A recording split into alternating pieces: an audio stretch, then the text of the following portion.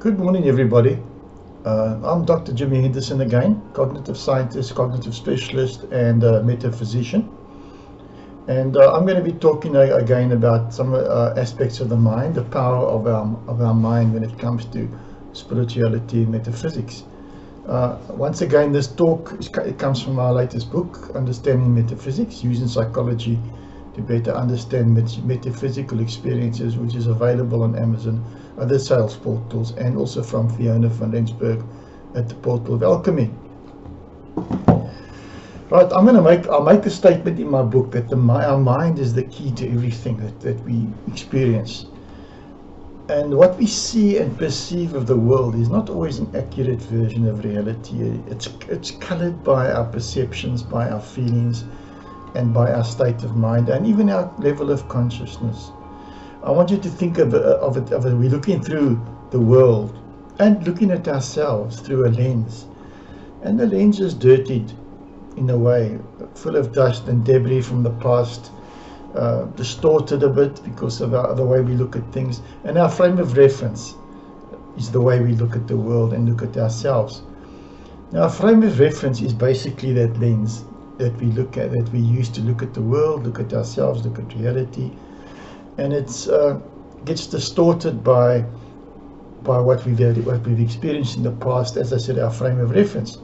Now, our frame of reference is actually all our beliefs, our values, our view of life, the paradigm which we use, scientific or religious paradigm, and also our past experiences, those schemas and scripts that I spoke about in an earlier talk. So all these things are in the way of us perceiving reality as it is.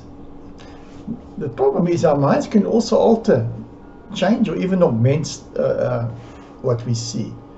This is called selective perception, or augmentation, and augmentation as well.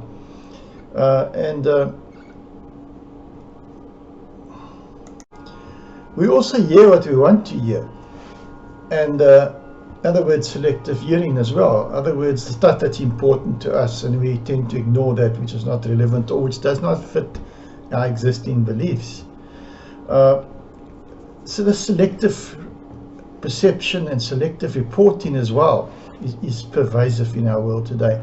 We see it in the media, especially when people's words are misinterpreted or taken out of context by the interviewer who has a certain agenda. And most people have agendas or ideas which color what they're looking for and how they want to present something. So this means in the worst case scenarios, if our mind is filled with hate, fear and resentment, we will see only the negativity and chaos and suffering in the world. Where people whose minds are filled with loving thoughts are more likely to see the world in a more positive light. Even recognize love, goodness in the world. And skewed perceptions can mean that our conclusions that we reach about ourselves and about reality and even about God and spirituality can be completely skewed or wrong. So it's not surprising that we struggle like this. Unfortunately, that's the way the mind works. We have this limited perception, and we see everything in our own way and according to our own beliefs. Even our concepts of God is according to what we want to believe. And we see things from our personal perspective.